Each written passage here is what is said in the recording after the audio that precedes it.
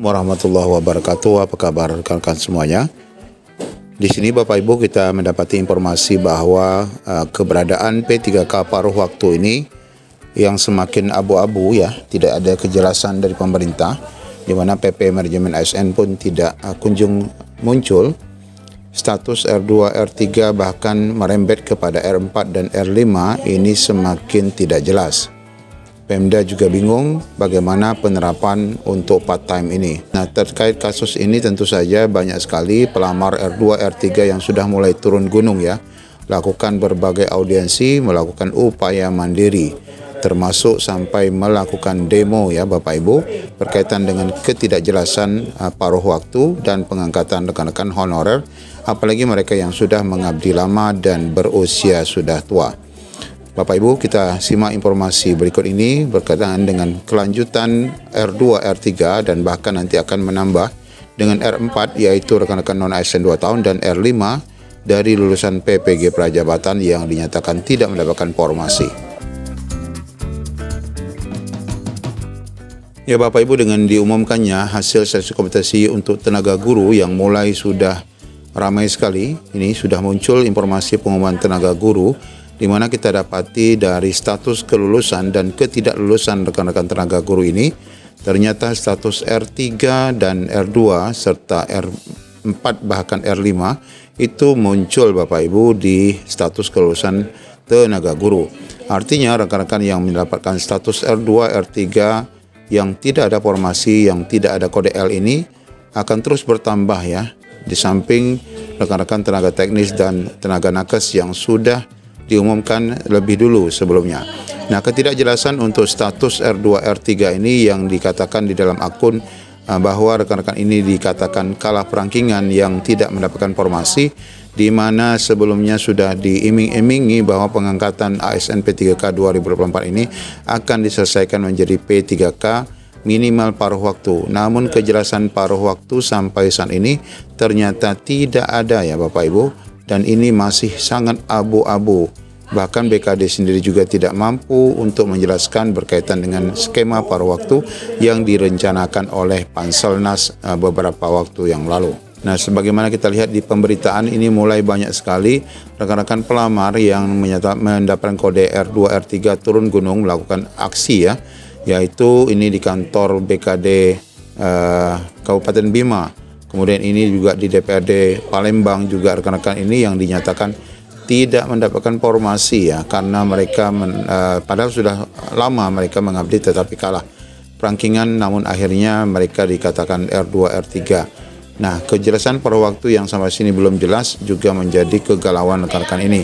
Ini juga di Mamuju ya Bapak Ibu, kantor DPRD Mamuju di demo guru-guru honorer yang mendapatkan kode R2, R3.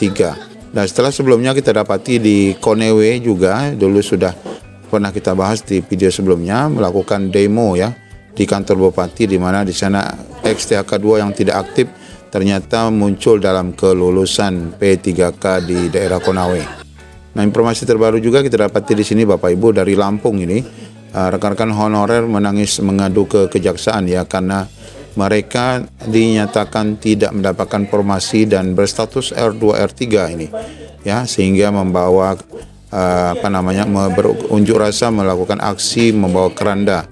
Ini sangat memalukan ya Bapak Ibu, merendahkan sekali jabatan daripada honorer yang ternyata dianiaya, dalam arti kata tidak mendapatkan perlakuan yang adil ya. Nah, di sini kita lihat rekan honorer yang mengadu ke kejaksaan dalam keadaan menangis Bapak Ibu. Ya, kondisi ini sangat memprihatinkan. Bahkan kita lihat Bapak Ibu di sini BKD pun tidak dapat menjawab ya apa itu skema paruh waktu.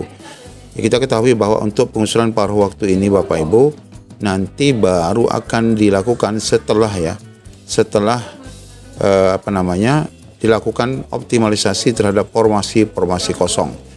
Nah, ini formasi kosong ini sebagaimana kita jelaskan kemarin dan disampaikan oleh kepala BKN ya, dari pihak PKN, bahwa ini baru akan dilakukan di tahap 2. Sehingga rekan-rekan ini akan terkatung-katung dan lama sekali menunggu kejelasan paruh waktu setelah dilakukan optimalisasi, yang mana optimalisasi ini baru dilakukan di tahap 2. Selesai daripada tahap 2 baru lakukan optimalisasi. Nah, setelah itulah baru dilakukan paruh waktu ya bagi rekan-rekan R2 R3 ini.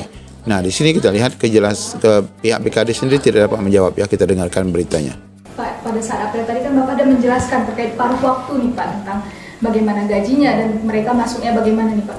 Mungkin ada yang ingin dijelaskan bagaimana sebenarnya mekanisme tentang paruh waktu ini? Nah, mereka kan artinya sesuai dengan peraturan perundang-undangan toh akan diangkat menjadi pegawai P3K yang identik barangkali dengan ASN. Kita hanya menganggarkan untuk P3K yang sudah ada formasinya yang lulus. Namun karena keterbatasan keuangan yang sudah terdaftar di P3K di pusat, ini judulnya sesuai dengan peraturan yang ada, namanya paruh waktu.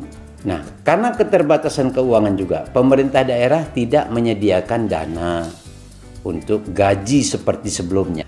Hanya saja tenaga mereka tetap dimanfaatkan apabila dibutuhkan. Nah, kalau pertanyaannya apakah mereka setiap hari masuk kerja? Ini yang kami tidak berani memberikan ketegasan. Karena ketika orang ada instruksi untuk masuk kerja harus disediakan gajinya. Tentang paruh waktu itu memang Juklak dan Juknis aturan tersendiri itu belum keluar dari Menpan ya. Jadi saya pun ikuti itu, kemarin ada direktur salah satu dari Menpan itu wawancara ya, saya dengar dengan seksama aturan Juklak Juknisnya tentang paruh waktu itu belum ada Pak. Nah, bagaimana sistem penggajian? Nah, tapi yang pertama tentang penggajian itu kalau memang ada anggarannya itu disesuaikan dengan masa dia non ASN-nya gajinya, itu sebagai pedomannya. Dicoret sih enggak sih, karena mereka sudah ikut seleksi ya. Yang lulus ke P3K, yang tidak lulus ke paruh waktu. Paruh waktu inilah nanti memang dalam edaran Menpan itu sudah seharusnya ya pemerintah daerah menganggarkan. Tapi saat ini sudah ketok palu baru edaran itu keluar. Jadi bagaimana mensiasati itu nanti Pak Sekda TAPK barangkali bagaimana mensiasatinya ini kita serahkan saja. Nah, itu penjelasan berkaitan dengan skema paruh waktu yang sampai saat ini sebenarnya PP-nya tidak ada. Dan pihak BKD sendiri tidak paham ya mengkondisikan bagaimana rekan-rekan semua ini. Nah, sebelumnya kita sudah mendengarkan juga paparan dari pihak PAN-RB berkaitan dengan skema paruh waktu. Mari kita simak kembali supaya rekan-rekan ini dapat memahami berkaitan dengan skema paruh waktunya. Meskipun sampai saat ini kita tidak akan belum mendapatkan ya informasi kapan sebenarnya usulan paruh waktu ini akan dilakukan. Jadi artinya rekan-rekan R2, R3, R4, R5 nanti ini pasti akan terkatung-katung dengan cukup waktu yang cukup lama, setidak-tidaknya sampai pertengahan tahun ya. Karena kejelasan rekan-rekan ini tidak akan disampaikan dalam waktu dekat, karena nanti masih akan menempuh optimalisasi dan selesainya tahap 2. Dan bahkan kita ketahui tahap 2 saat ini diperpanjang lagi ya sampai tanggal 15 Januari 2025. Mari kita simak informasi dari PAN-RB yang pernah kita bahas juga. Paruh waktu ini supaya tidak membebani anggaran. Jadi yang mereka terima saat ini sebagai honorer misalnya 1 juta, ya 1 juta dulu gaji dia, gaji yang bersangkutan. Sambil menunggu instansinya ada anggaran atau kemudian ada dari PAD dan lain sebagainya, setelah meningkat dan lain sebagainya, ada kemampuan untuk membayar mereka, ya mereka yang bisa naik ke penuh waktu itu. Nah, sebetulnya mereka ini kan ganti baju, ada NIP status P3K. Kebijakan paruh waktu nanti seperti apa? Nah, kurang lebih bahwa gaji mereka saat ini yang mereka terima, lalu kemudian mereka tetap bekerja sesuai dengan tugas yang saat ini mereka lakukan. Kemudian paruh waktu mereka juga dapat NIP, dan rencananya ini tetap pengaturannya. Kalau yang P3 itu penuh waktu sekian jam, nah mereka juga bisa ditentukan oleh PPK-nya, karena kan ada beberapa variasi gajinya itu kan macam-macam, ada yang 200.000, ada yang 300.000 dan lain sebagainya. Masa kalau 300.000 itu dia 1 hari full, 1 bulan full bekerja, nah ini ketentuan paruh waktu itu. Nah, tetapi kami belum mengeluarkan kebijakan itu karena masih menunggu dari RPP manajemen ASN yang sekarang sedang berproses sebagai amanat atau ketentuan pelaksanaan dari Undang-Undang 20, Undang-Undang ASN itu. Nah, tapi kami juga paralel sedang mengkonsepkan itu. Mungkin kami juga harus lebih intens juga diskusi dengan beberapa instansi, terutama dengan teman-teman Kementerian Keuangan. Menghindari beban 30% HKPD belanja pegawai itu. Nah, kami mencoba mengusulkan supaya gaji paruh waktu itu di luar belanja pegawai. Berarti untuk sistem kerja, pembayaran gaji dan anggarannya itu pada dasarnya si P3K paruh waktu ini belum ada payung hukumnya. Belum ada payung hukum, tetapi paling tidak nanti hasil seleksi ini mapping datanya sudah ada dengan proses seleksi ini.